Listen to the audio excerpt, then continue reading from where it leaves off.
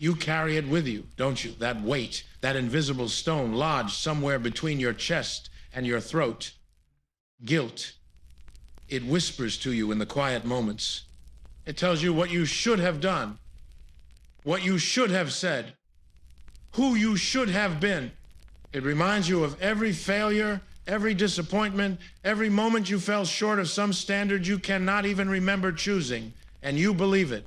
You believe that this guilt is yours, that it belongs to you, that it is the voice of truth or conscience or morality itself. But let me tell you something that will disturb you.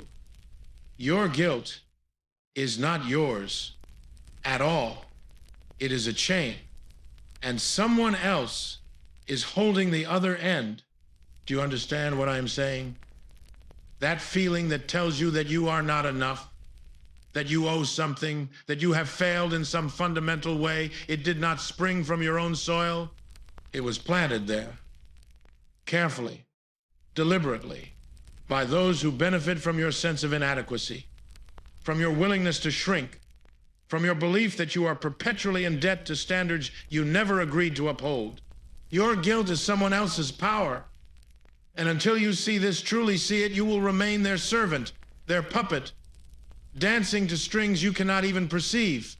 Listen carefully now, because this goes deeper than you imagine, deeper than the personal, deeper than your individual neuroses or your particular upbringing.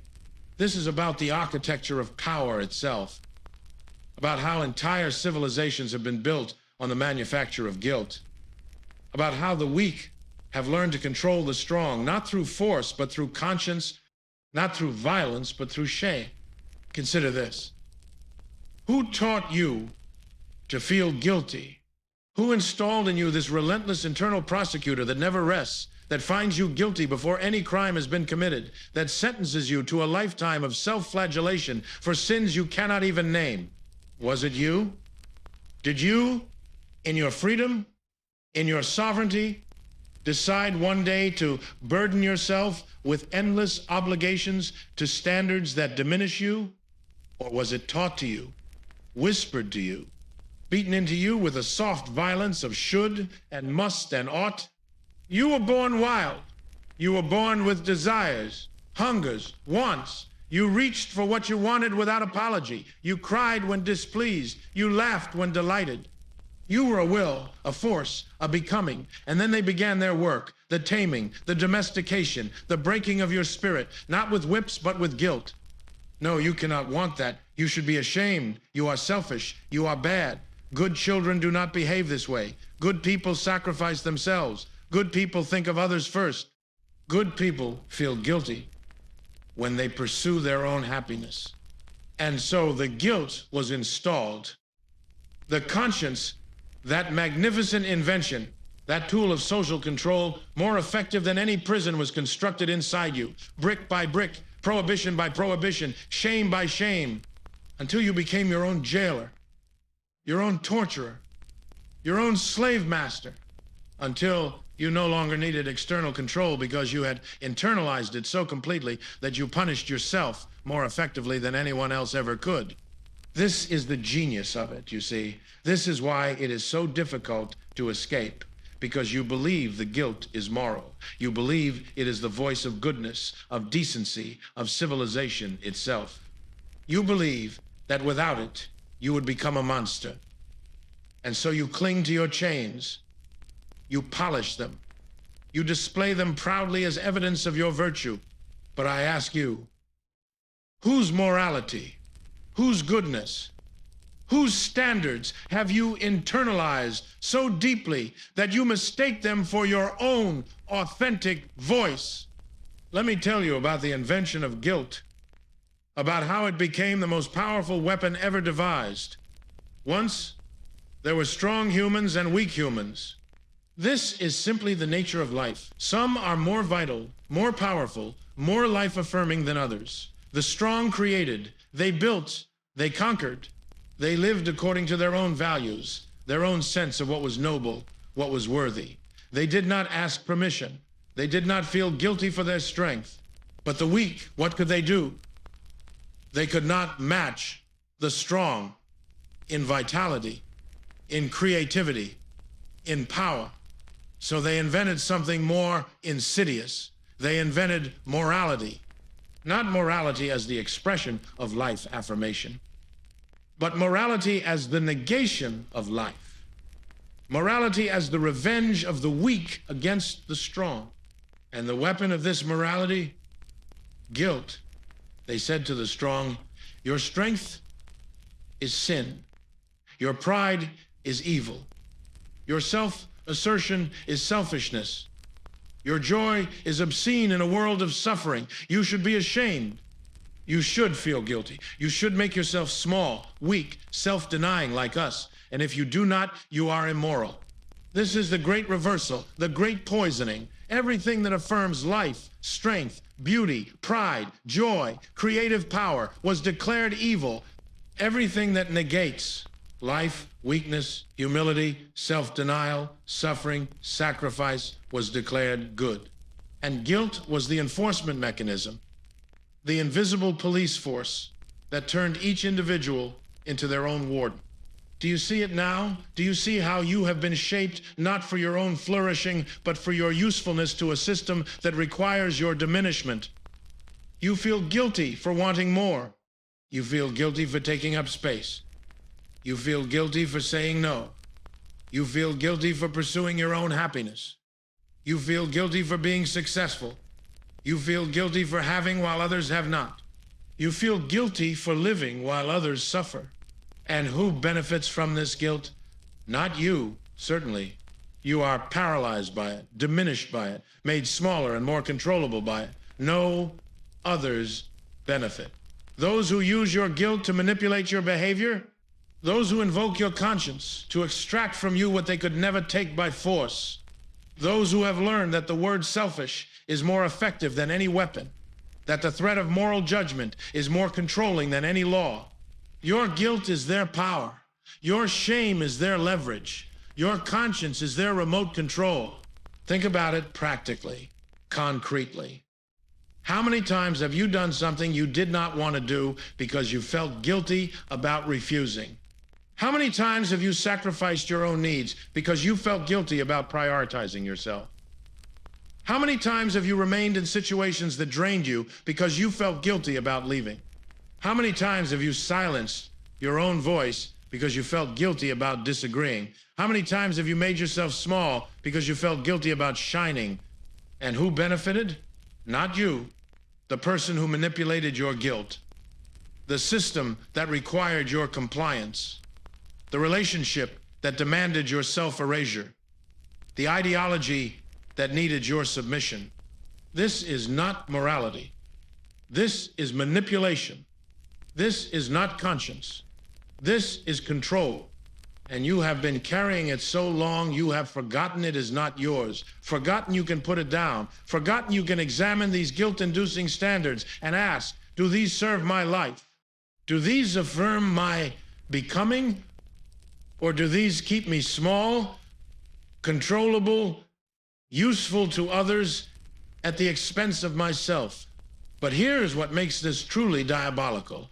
Guilt reproduces itself. Once installed, it becomes self-perpetuating. You feel guilty about feeling guilty. You feel guilty about questioning your guilt. You feel guilty about prioritizing yourself. You feel guilty about boundaries. You feel guilty about your desires. You feel guilty about your anger. You feel guilty about your joy.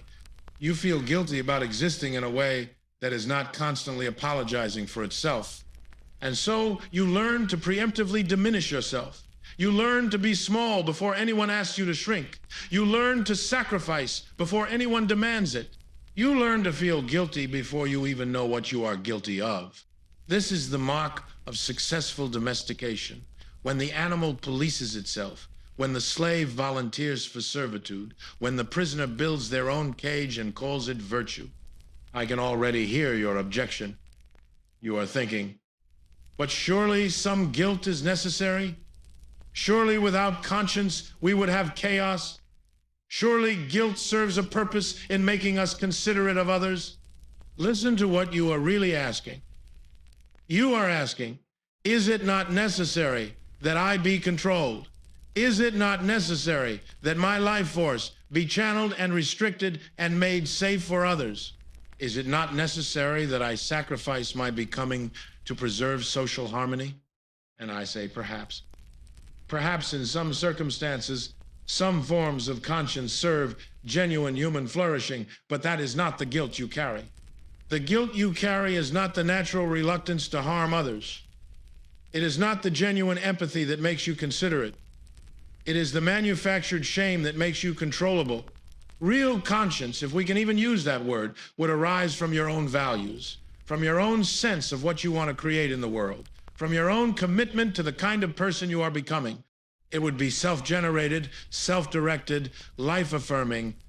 It would say, I will not do this because it contradicts who I am choosing to become. Not, I should not do this because others will judge me, or I ought to sacrifice myself because that is what good people do. Do you see the difference? One is sovereignty, the other is slavery. The guilt you carry is almost certainly the latter. It is external morality that you have swallowed whole, that sits in your stomach like a stone, indigestible, poisonous. It is the accumulated judgments of parents, teachers, priests, society, all those voices that told you who you should be, usually because your authentic being threatened their comfort or their control. And here is the cruelest part. You now defend your guilt. You argue for it. You believe it makes you good. You fear that without it, you would become selfish, cruel, monstrous. This is how complete the domestication is. The slave has learned to love their chains. The prisoner has learned to fear freedom. But what if I told you that this guilt, this manufactured, implanted, life-negating guilt, is precisely what makes you selfish in the worst way? Not selfish in the sense of pursuing your authentic needs and desires, but selfish in the sense of being so consumed with your own guilt, your own shame, your own inadequacy, that you have nothing genuine to give to others? Think about it. When you act from guilt, are you really generous, or are you just trying to quiet the accusing voice in your head? When you sacrifice from guilt, are you really loving, or are you just performing virtue to maintain your self-image as a good person? When you give from guilt, are you really giving, or are you paying protection money to your internal prosecutor? Guilt makes you small, resentful, secretly angry. It makes you give while feeling depleted. It makes you help while feeling burdened. It makes you nice while seething underneath. This is not virtue. This is toxicity wearing a halo. So what is the way out? How does one escape the prison of guilt when the prison is inside you? When you have become so identified with your chains that removing them feels like self-destruction? First, you must see, truly see. You must become conscious of the mechanism. Every time you feel that familiar squeeze of guilt, that sensation that you are bad or wrong or insufficient, you must pause. You must ask, where did this come from? Whose voice is this? Really? What am I being made to feel guilty about? Who benefits if I comply with this guilt? This is not easy. You have spent a lifetime not asking these questions, a lifetime accepting your guilt as natural and justified. But you must develop this capacity for observation, this ability to stand apart from your conditioning and examine it. You must become anthropologist of your own psyche, archaeologist of your own conscience. Dig. What will you find? You will find your mother's disappointment, your father's anger, your teacher's judgment, your religion's prohibitions, your culture's demands, your peer group's expectations, layer upon layer of other people's agendas, other people's fears, other people's needs for control, all of it internalized, all of it now speaking in your voice, all of it claiming to be your own moral sense. And then you must ask the crucial question, do I choose this? Not, is this what I was taught, but is this what I choose? Not, is this What good people believe, but does this serve my becoming? Not will I be judged if I reject this, but what kind of person am I creating by accepting it? This is terrifying, because if you truly ask these questions, you will discover that much of what you call your morality is not yours at all. Much of what you call your conscience is actually internalized control. Much of what you call your guilt is actually their power. And then what? Then you must do something even more terrifying. You must transgress. Not against genuine values, not against your own authentic commitments, but against the false guilt, the manufactured shame, the implanted prohibitions that keep you small. You must practice saying no without guilt. You must practice prioritizing yourself without apology. You must practice pursuing your desires without shame. You must practice setting boundaries without feeling like a bad person. You must practice taking up space without making yourself small. You must practice shining without dimming your light to make others comfortable. And you must bear what comes, because they will call you selfish.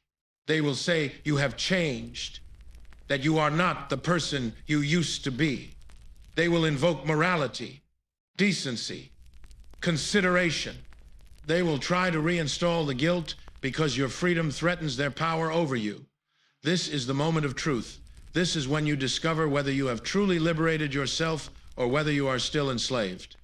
Can you bear their judgment without collapsing back into guilt? Can you maintain your boundaries even when accused of selfishness? Can you pursue your path even when others withdraw their approval? Can you be free even when freedom means disappointing those who benefited from your captivity? This is the test, and most fail it. Most retreat back into guilt, back into compliance, back into the comfortable prison where at least they are considered good. But comfortable by whom? Good according to what standard? Approved by people who need you weak? Let me be clear about what I am not saying. I am not saying you should be callous. I am not saying you should harm others without concern. I am not saying you should be indifferent to suffering. I am saying something far more radical. I am saying that your capacity to genuinely care for others, to genuinely contribute to life, to genuinely create value in the world, all of this is destroyed by guilt, not enabled by it. When you are free from false guilt, when you act from your own authentic values rather than from fear of judgment, when you give from overflow rather than from obligation, then, and only then, can you be truly generous. Then you give cleanly, without resentment. Then you help powerfully, without depletion. Then you love authentically, without hidden contracts of martyrdom and reciprocal guilt. The person who has overcome guilt is not selfish. They are finally capable of genuine selflessness because they are giving from strength, not from weakness, masquerading as virtue. They are not performing goodness to quiet their internal prosecutor.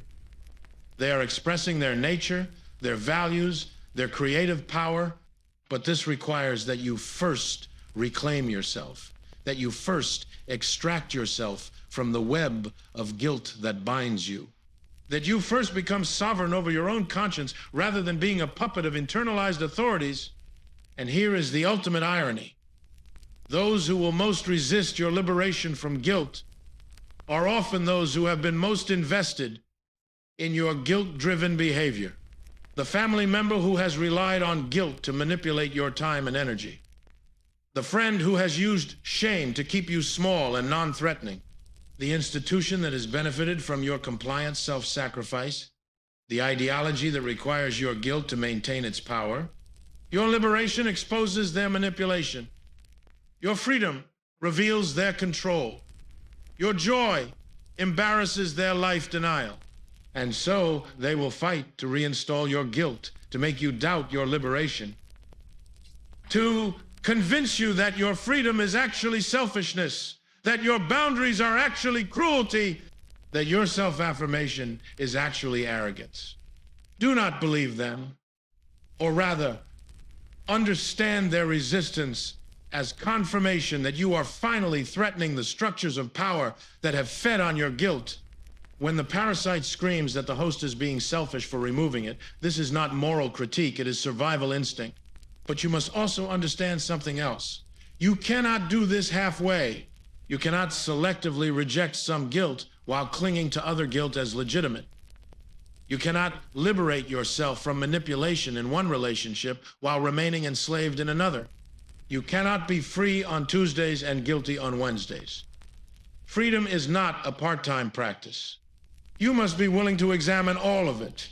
Every should, every must, every ought, every source of guilt, every instance of shame, every moment where you make yourself small. All of it must be brought into the light and questioned. Is this mine? Did I choose this? Does this serve my becoming? Or is this someone else's power manifesting as my guilt? This is the great revaluation, not the wholesale rejection of all values, but the examination of every value to determine whether it is truly yours or whether it is a colonization, an implantation, a parasite feeding on your life force while claiming to be your conscience. And what will you discover? You will discover that some of what you thought was guilt was actually genuine commitment to your own values, and this you keep, you honor, you strengthen, but you will also discover that much of what you thought was conscience was actually control. Much of what you thought was morality was actually manipulation. Much of what you thought was you was actually them. And this you must remove surgically, ruthlessly, not with anger. Anger still binds you to what you are rejecting, but with clear-eyed recognition. This does not serve life. This diminishes me. This is not mine, and therefore I put it down. Imagine what you would become without the weight of false guilt. Imagine the energy currently consumed by shame, by second-guessing, by apologizing for your existence, by making yourself small. Imagine that energy freed, redirected toward creation, toward building the life you actually want, toward becoming the person you actually are, beneath the layers of imposed morality. You would be dangerous. Not dangerous to genuine human flourishing, but dangerous to systems of control. Not dangerous to authentic relationship, but dangerous to manipulation and dependency. Not dangerous to real values, but dangerous to the false morality that requires your diminishment. This is why they work so hard to keep you guilty. This is why the message is constantly reinforced. You should sacrifice more. Feel guilty for having. Feel ashamed of wanting. Feel bad about boundaries. Feel selfish for self-care. Feel wrong for shining. Because a human being free from false guilt is uncontrollable. They cannot be manipulated through shame. They cannot be leveraged through conscience. They cannot be made to betray themselves in the name of being good. And what would such a person create? What would you create if you were free? Not free from all responsibility, not free from all consideration of others, but free from the manufactured guilt that keeps you small, controllable, useful to others at the expense of yourself. You would create authentically. You would give genuinely. You would love without resentment. You would help without depletion. You would shine without apology. You would take up exactly as much space as your becoming requires. You would say yes when you mean yes, and no when you mean no. You would disappoint people who need disappointing. You would threaten people who need threatening. You would be free. And this freedom, this is what they cannot tolerate. This is what the guilt manufacturers fear most. Because if you become free, if you refuse to be controlled by shame, if you live according to your own authentic values rather than their imposed morality, then their power over you ends. The chain breaks. The puppet cuts its strings. The prisoner walks out of the cell. But understand, this is not a one-time event. This is a practice. The guilt will attempt to return. The old voices will whisper again. The familiar shame will creep back. And you must be vigilant. You must catch it early. You must recognize it. Ah, there is that voice again, that voice that is not mine, that voice that wants to make me small again, and you must refuse it. Again and again, daily, hourly, a constant practice of sovereignty. This is the work of becoming who you are, not becoming someone else, not becoming what you should be according to external standards, but becoming who you are beneath the guilt, beneath the shame, beneath the accumulated layers of other people's agendas. And here is what you will discover. Beneath the guilt, you are not a monster. You are not selfish in the destructive sense. You are not cruel. You are alive. You are creative. You are powerful. You are dangerous only to those who require your weakness.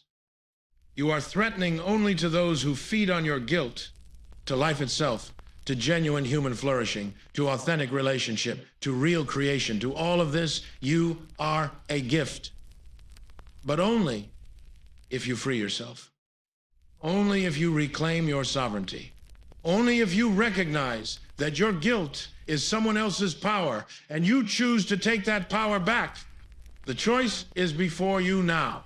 You can continue carrying this guilt, continue believing it is yours, continue serving those who benefit from your diminishment. You can continue being good according to their standards, nice according to their definitions, moral according to their morality, and you will be praised for it. You will be considered virtuous, and you will be small, controlled, a puppet, a slave who has learned to love their chains. Or you can question everything. You can examine every source of guilt, every instance of shame, every moment where you make yourself less than you are. You can ask, whose voice is this? Who benefits from this? Is this truly mine, or is this their power masquerading as my conscience? And where you find the manipulation, the implanted control, the manufactured guilt, you can refuse it. You can put it down. You can walk away. This is not easy. This is terrifying. This will cost you. You will lose relationships that were built on your guilt-driven compliance. You will lose approval from those who need you small. You will lose the comfortable identity of being the good one, the nice one, the selfless one. You will lose the prison. But you will gain yourself.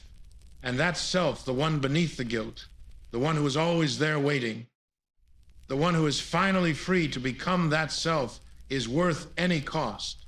Your guilt is someone else's power. Take your power back. Not someday, not when you are ready, not when you have permission. Now, in this moment, by seeing clearly, by questioning deeply, by refusing to carry chains you never chose, by becoming finally sovereign over your own life, your own values, your own becoming. The question is not whether you can do this. The question is whether you will.